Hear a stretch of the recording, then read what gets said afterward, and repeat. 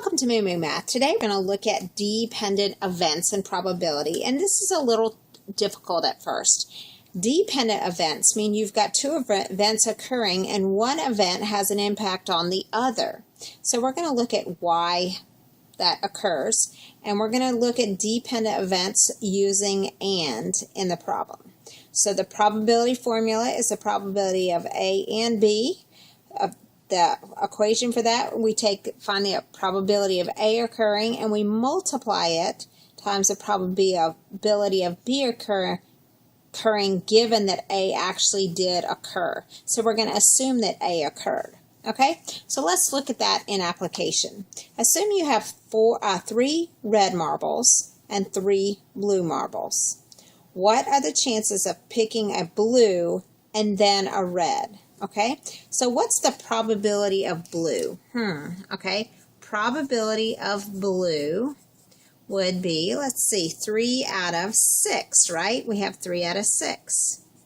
Now, because this is a dependent event, we're going to assume that that occurred. We're going to assume that we did pick a blue marble.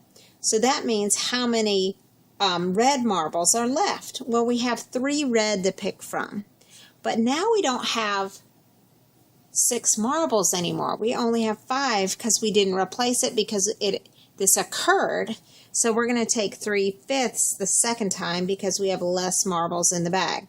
So what's the probability of those two occurring? That would be 9 out of 30.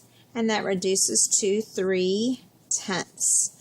And that's how you'd figure out the probability of that dependent event. Okay, multiply the probabilities together, but assume that B occurs given that A did occur. Okay, let's look at a second one. Okay, Becky has a deck of cards. What is the probability that she will draw a face card and then a red card without replacement? So that just means they're dependent. Okay, she'll draw a face card. Okay, how many cards are in the deck? I hope you said 52 because that's right. You got four suits with 13 in each suit. Face cards. Let's see. You've got jacks, queens, and kings, and there's 4 of each, so that's 12. 12 cards that are the probability of a face card. Okay. Now we're going to assume that we drew a face card. So then, what is the probability that we're going to draw a red without replacement? So we're going to assume we drew a face card that was red.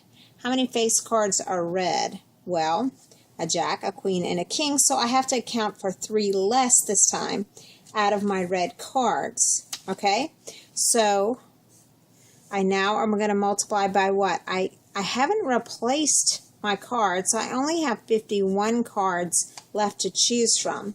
And how many are red? Well, there are 13 in a deck, and if I've chosen 1, that means I only have 12 left. So that means I have 12 cards to pick from that could be red.